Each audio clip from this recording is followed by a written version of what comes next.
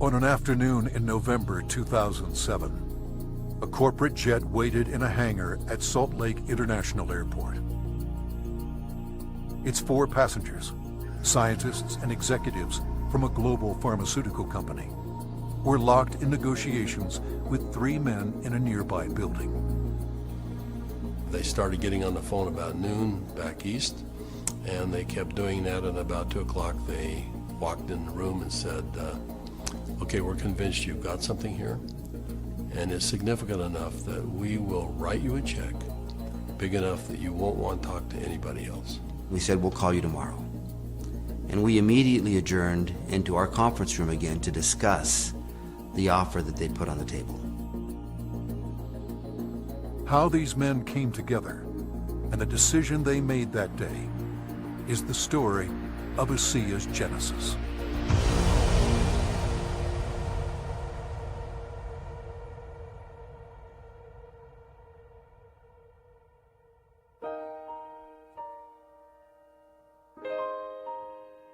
A lot of people have fathers that teach them sports. My father happened to be a great strategist, and from a very young age I recall having discussions with him about what he was doing. At the time he was running fairly large companies, and I can remember driving in the car with him and him talking to me about strategy, about what is strategy and how to think differently about a company. Vertus Norton was well qualified to teach his son. At the time, he was sales planning manager of the billion-dollar beverage division of General Foods Corporation in New York, with responsibility for iconic products like Kool-Aid, Country Time, and others. In 1985, he was recruited by Dart & Kraft and eventually became the head of Hobart Corporation U.S. near Cincinnati, Ohio. 5 years later, he rejoined Kraft General Foods in Chicago as vice president of the Channel Group, managing a billion-dollar pilot business unit that led to the eventual integration of General Foods, Oscar Mayer, and Kraft Foods. Based on his track record, Vertus was asked to help re-engineer the company to increase efficiency in relation to an industry-wide initiative called Efficient Consumer Response. In the subsequent 3 years, Kraft's ECR, or efficiency rating, moved from 10th to first place. I've known Vertus for over 25 years, and it was apparent to me immediately that here was a very special man. A man that had wonderful ethics, great business strategies, enthusiasm. There was no question that this man was going to be a huge success, and he is a success. Vertus retired from Kraft at age 57 and moved to Park City, Utah. We thought he would take retirement seriously. He did not. Shortly after doing some service for our church, he was asked to run a biotech company. He had a lab in Southern California, 5 PhDs reporting to him, a series of master's or graduate students as well, all doing work for him there. And he ran that for 4 years, and we thought he was done. But Vertus Norton was not done. Through his son Tyler, Vertus was introduced to another biotech company and invited to become a member of their board. I recall coming to the house one afternoon only to find books strewn about his desk, chemistry and biology books, and I said, now what in the world are you doing now? And he proceeded to tell me that he had been invited to sit on the board of this company that had an incredible technology. And I do recall him saying, but they don't know exactly what they have. And that's an invitation to my dad. He's going to figure it out. He's a puzzler. I was intrigued until they told me it was made from salt water. And I told them, this doesn't sound right, and you're going to have to convince me it's real. They said, well, we can do that. They said, we have a lot of research, and we'll give you some of the best research. You can look at it. And after running a lab and having my association with these people for 4 years, I knew what to look for. And I went through the science, and it was good, defensible science. Then they gave me a list of people to call, and I was calling Harvard, UCLA, University of Washington, University of Indiana, major labs across the United States, and everyone I talked to raved about the product, the way the company was intending for it to be used, And also they raved about the fact that you could drink this product and get a benefit from it. At the time, the product could only be produced in limited quantities through small devices. Highly unstable, it had to be used within minutes of production. But seeing the strength of the product, Virtus agreed to join the board of directors. As soon as I did that, they said, we're going to give you one of these devices to put in your house. We'd like you to become familiar with it. I started drinking the product that was made in this device, and my thinking cleared up. I had more energy. I felt better than I had for years, and now keep in mind I was in my 60s at that time. And I thought, holy cow, what is this? So I went to the first board meeting and found out that they were flat out of money. They were $1 million in debt. We said, let's see if we can help them find money. We tried for about 90 days, could not. Eventually the company folded, and they actually merged it with another company, an energy company. And when that happened, that company started selling off assets. Meanwhile, a family in New Hampshire was embarking on a major change. Jim Pack had been a highly successful consultant in the telecommunications industry. His son, Joe, had secured a position on the United States ski team. Wanting Joe to achieve his dreams, the family moved to Park City to allow Joe to train with the U.S. freestyle team for the 2002 Winter Olympics. So I'm living in a subdivision in Park City, Utah, and after a few years, another gentleman moves in a few houses up from me. This gentleman was named Virtus Norton. Now, Virtus and I became good friends, and actually we became good golfing buddies. I quickly came to realize that Virtus was something special in terms of his training, his business skills, his analytical ability, his integrity. Everything about Virtus was so much better than any executive, including governors or attorney generals, that I'd ever worked with. He was so competent. I was impressed. I made the decision on the golf course as we golfed, week after week. I said, I'm going to do something with this guy. One day we're golfing on the Park City Municipal Golf Course, and he's saying, I'm sitting on the board of this little company, and they've got a terrific product.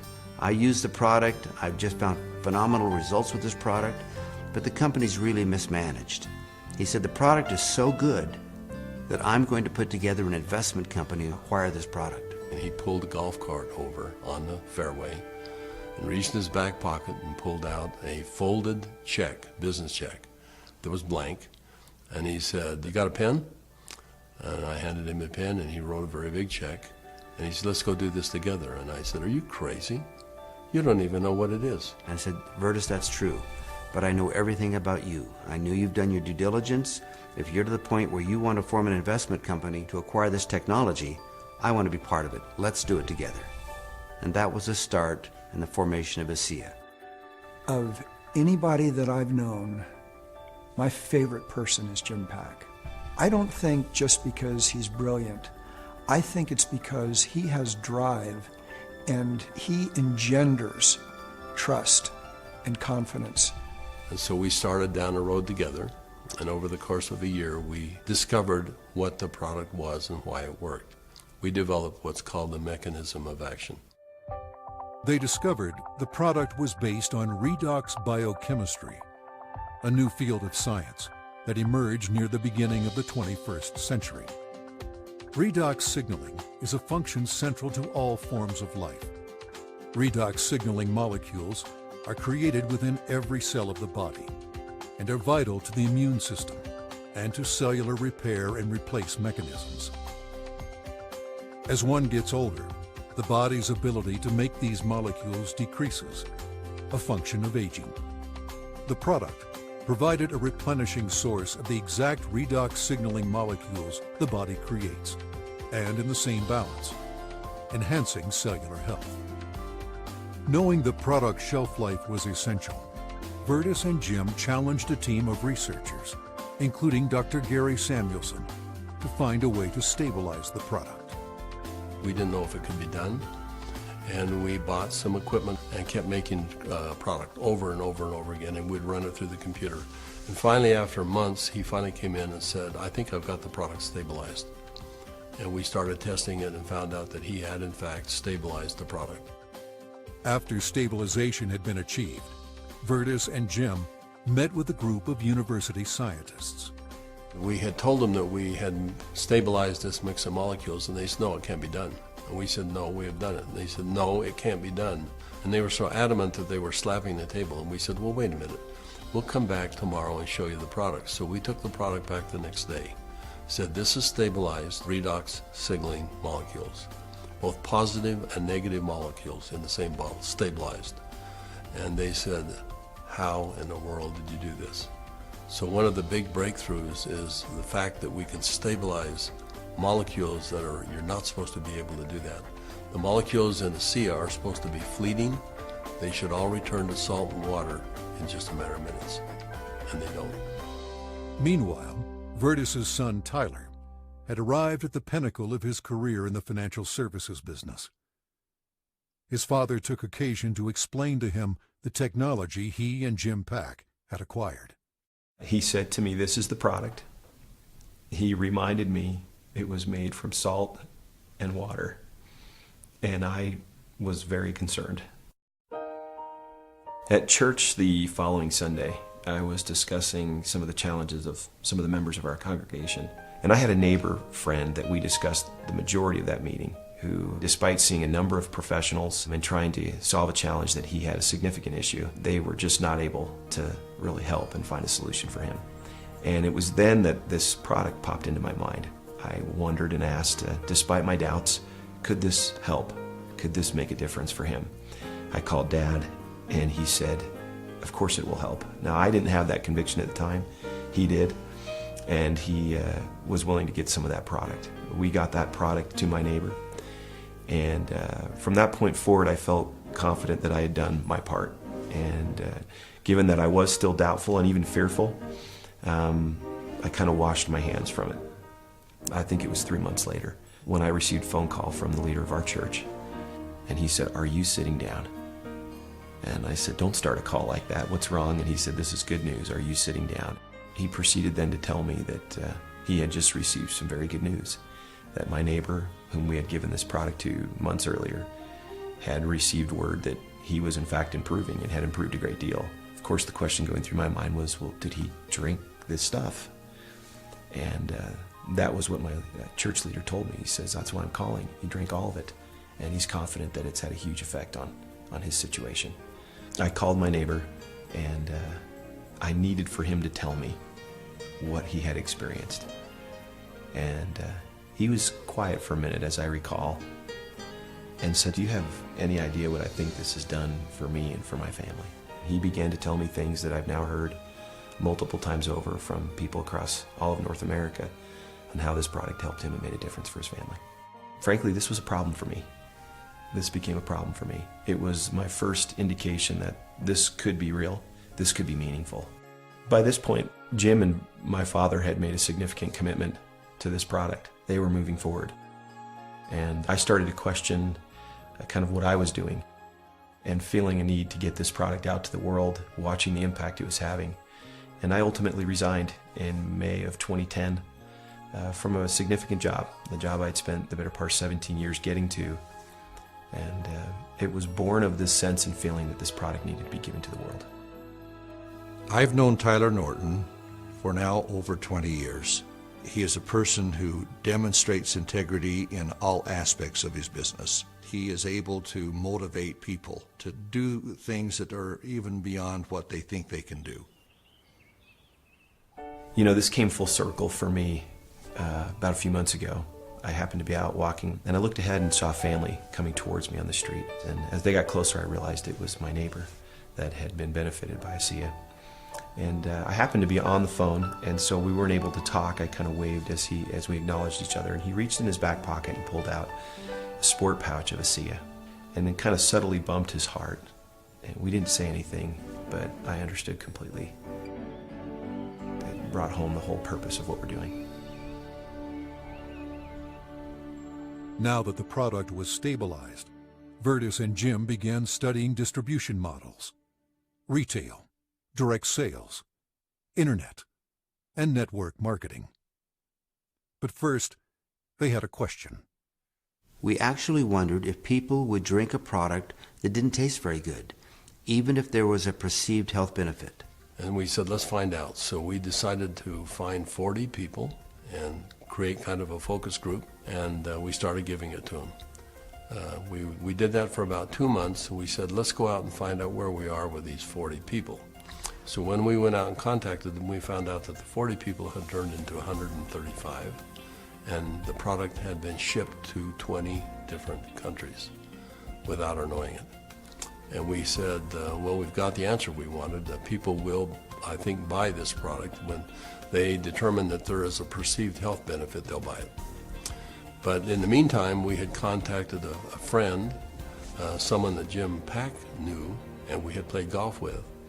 And he was running a very big pharmaceutical company in New Jersey, about $10, $11 billion. And he finally agreed to send a group of people out and spend some time with us and see what we had come up with. So 4 people flew out on a plane, and we met in the conference room we had on the west side of the city for the better part of a day. We spread out all of the research that we had out on a table. And these gentlemen asked all the right questions. They thoroughly went through all of the science that we had, and as they do that, they'd call back to their headquarters and ask questions. About 2 o'clock in the afternoon, they came to us, and they said, we think you've got something really special here. We're going to write you a check that is large enough that you don't want to talk to anyone else. But there's a catch. And I said, what's the catch? And they said, you've got to shut it down. And I said, shut what down? And they said, you've got 135 people on this product right now. Shut it down. People have problems all the time, and they deal with them as best they can. You're going to have to walk away. And that kind of took us back a little bit. In fact, I said, that seems a little harsh to me. And they said, you want to work with us, you walk away. We said, well, we'll let you know. So we ushered them out of the building, and we huddled around the conference table. We came to realize that this had changed for us from a business play to something very important. This was a cause. This was a responsibility. We'd seen too many people helped by this product. We realized that the only option before us was network marketing. And in that conference room on that day, we made that decision to form a network marketing company. ASEA LLC opened its doors for business in July 2009 with just a handful of independent associates. Today, there are tens of thousands, and their ranks are growing exponentially every month. In 2012, the company announced its entry into Europe, the first of many international steps to come. Every company has a vision, but for Vertus and I, our vision is just a little bit different given our age. This is not about making $1 million. This is about changing 1 million lives. One of my fondest memories is of a Meet ASEA meeting that we held in Lexington, Kentucky. We had a huge group of people that came, very impressive group, and a lot of people coming up talking about what ASEA had done for them personally.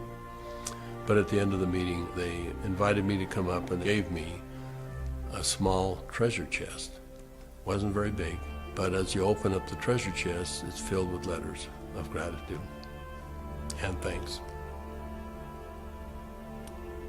It meant a great deal to me. So we came back to Salt Lake City, and I asked our people to go out and find a treasure chest, which we have done, and we have it in the office, and we continue to add letters to it. I have the privilege of going around the country and talking to people about this product. And it's not uncommon at the end of a meeting to have a group of people line up and want to tell me, and really thank me, but more thank my dad and Jim for what they've done. And as they tell their stories and I get a chance to look into their eyes and sense their sincerity and the realness of what this has done for them, more than once I've had to step out of the room and find a corner in a hotel somewhere where I could compose myself and get myself in order after hearing how sincere and thankful they are for this product.